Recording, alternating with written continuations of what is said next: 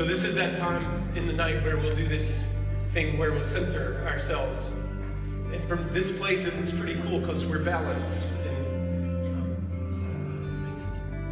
so what I want us to do is make this our prayer. And some of you I know have sort of absorbed this, and it's become a practice. Somebody was telling me today, it seemed like, Tim, as I was going to bed last night, this was just sort of happening. And I felt like that it was my prayer as I was going to sleep. And that's pretty cool. So what I want you to do is just sort of make this tonight. I believe that there's something unique about this evening and about the Holy Spirit. And you're going to be, I think you're going to be taking this in a different way maybe than you ever have before. And so I think you remember the words. So let's just close our eyes and make this our prayer. As if Christ was standing right in front of you.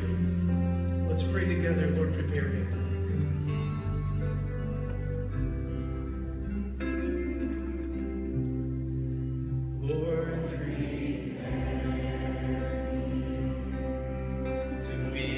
Sanctuary,